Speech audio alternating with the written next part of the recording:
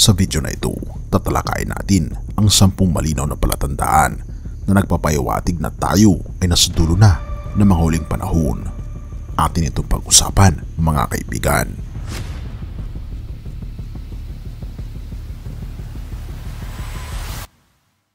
Ito ay hindi isang teorya ng konspirasyon, kundi mga konkretong katotohanan. Sa katunayan, ito ay isang maling pagkaunawa sa maaring gamitin ng mga kritiko upang ilugmok ang tiwala ng mga tao dahil sa pagkalat ng hindi totoo na balita at impormasyon na kumakalat at nagbibigay ito ng kawalan ng tiwala.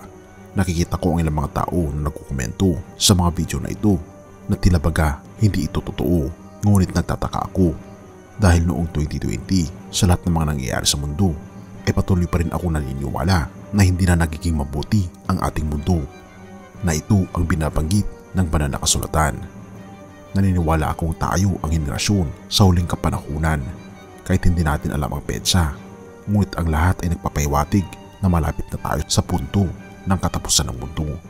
Ito hindi lamang dahil sa muling pagbangon ng Israel noong 1948 na siyang batayan ng maraming mga propesiya tungkol sa dulo ng panahon, kundi pati na rin dahil sa iba pang mga palatandaan na ating papanggitin. Ang unang mahalagang palatandaan ay ang muling pagbangon ng Israel. Yamang maraming mga propesiya ang nagdidepende sa isang maayos na Israel.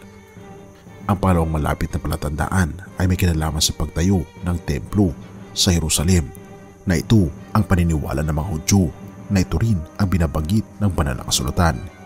Ito isang mahalagang paksa sa doktrina na nag-aaral sa kawakasan ng ating mundo.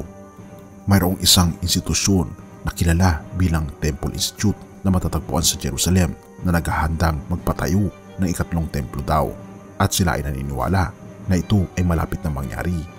At sa paniniwalang darating ang Mesiya, na ito raw ay kumakausap na sa pinakahead na rabay ng mga Hudyo.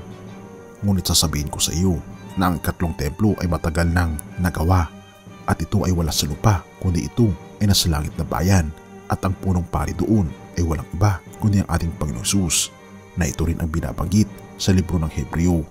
Bukod pa dito, isang punto na dapat tandaan ay ang pagkakaroon ng pangangailangan para sa isang kasunduan sa kapayapaan para sa pagpapatayo daw ng templo sa Jerusalem. Naniniwala ang mga Hudyo na ito ay naayon sa paniniwala na ang pagtatayo ng ikatlong templo ay mangangailangan ng isang kasunduan sa kapayapaan na magbibilang sa Israel at sa mga kalapit na bansa nito sa rehiyon, na nag-aambag sa kaligiran ng kaligtasan at pagpupuno ng mga propesiya tungkol sa kapayapaan at seguridad sa mga huling araw. Ang ikatlong palatandaan na magbabago ng lahat ay ang malawakang pag-reset ng ekonomiya.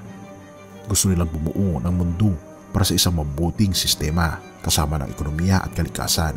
Nais nilang lumikha ng isang matatag na sistema, ngunit ito ay nagbibigay sa kanila ng labis na kapangyarihan sa populasyon na ipinanganak sa bagong sistemang ito.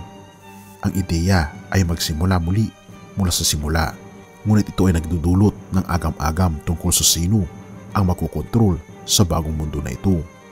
Tandaan natin na ang aklat ng paghahayag ay isang pinagmumulan ng pag-asa sa mga madilim na panahon. Nagbibigay ng gabay sa mga nagnanais na maabangan ang pagbabalik ng ating Panginoong Hesus. Kahit hindi natin alam kung anong petsa nito, maaari nating makilala ang palatandaan na tayo ay nasa huling mga kapanahon na at malapit na ang pagtatagumpay ng ating Panginoong Hesus at ang pagtatatag ng bagong Jerusalem. Ang mga natiling matatag kay Kristo ay harapin ang mga tukso, ngunit kung sila ay magtatagumpay, maghahari sila na kasama ang ating Panginoong Diyos magpakailanman. Patuloy nating talakayin ang mga palatandaan sa mga huling araw sa mga susunod na mga video. Atin itong tingnan sa hinaharap. Jeremiah 29 verse 11. Sapagkat batid kong lubos ang mga plano ko para sa inyo, mga planong hindi ninyo ikakasama kundi para sa inyong ikabubuti. Ito'y mga planong magdudulot sa inyo ng kinabukasang punong-puno ng pag-asa. Kaibigan, ang plano ng ating Panginoong Diyos ay hindi lamang dito sa lupa, kundi ang plano niya ay higit pa, dahil ito ay magpakilanman. Nahawa-panghawakan natin ang plano ng ating Panginoong Diyos at magtiwala tayo sa Kanya. Magpasakop tayo sa Kanyang mga kagustuhan at hilingin na mamuhay ang ating Panginoong Jesucristo sa ating mga puso mula ngayon at magpakailanpaman. Purihin ang ating Panginoong Diyos at salamat kaibigan sa iyong panonood. Tayo manalangin. Ama naming banal, makapangyarihan naming Diyos, kami po'y lubos na nagpapasalamat sa inyo sa dakilan ninyong pangako na alam po ninyo ang plano para sa bawat isa. At ito ang plano ng panghabang buhay na kaligayahan. Nawa po Panginoon ay makamtan namin ito at nawa po'y hinihiling po namin na magsimula ito sa pagtira ng aming Panginoon Jesus sa aming mga puso ngayon.